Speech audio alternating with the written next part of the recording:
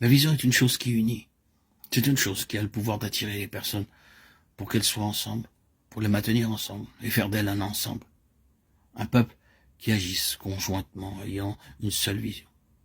La grande illustration de cela, c'est Néhémie et les Israélites de son époque, qui partageaient cette vision commune, considérant la diversité de ces personnes et de leurs professions, les dons et les qualifications de tous ces artisans mentionnés. Combien d'éléments différents dans ces vies. Mais ils formaient un peuple solidaire simplement parce qu'ils avaient joui de la même vision. La reconstruction de la muraille de la ville dominait chaque cœur et chaque pensée, et les introduirait ensemble dans une merveilleuse unité. Il n'y a en réalité aucune autre manière de parvenir à l'unité en dehors de la vision du Seigneur Jésus, de le voir comme celui qui est sur le trône au-dessus de tous et régnant sur toutes choses. Nous avons besoin de cette capacité à pouvoir endurer, et c'est justement dans ce contexte que Pierre introduit la transfiguration. Il parle de l'épreuve de votre foi qui est plus précieuse que l'or périssable. L'épreuve de la foi cause des multiples tentations. Il introduit cette vision car elle permet d'endurer et d'aller de l'avant.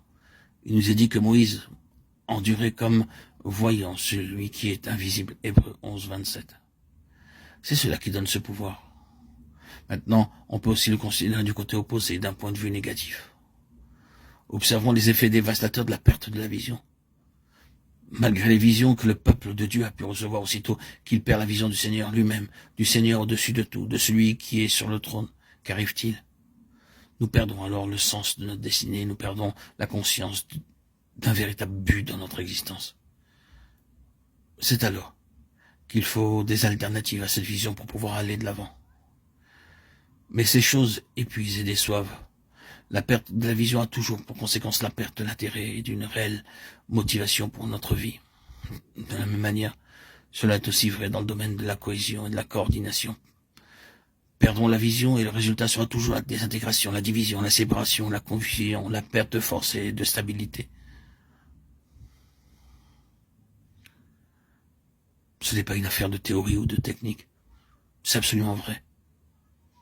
Certains parmi nous le savent. C'est pourquoi nous parlons ainsi maintenant.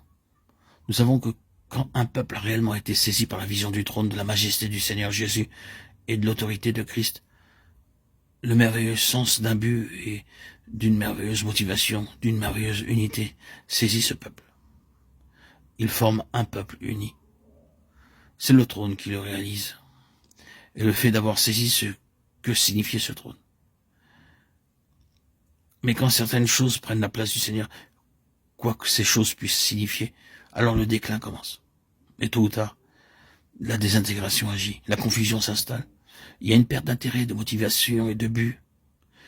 Une réelle vision intérieure du Seigneur Jésus occupant une position d'autorité, de gouvernement et de majesté est la réponse à chacun de nos besoins, qu'ils soient personnels ou collectifs.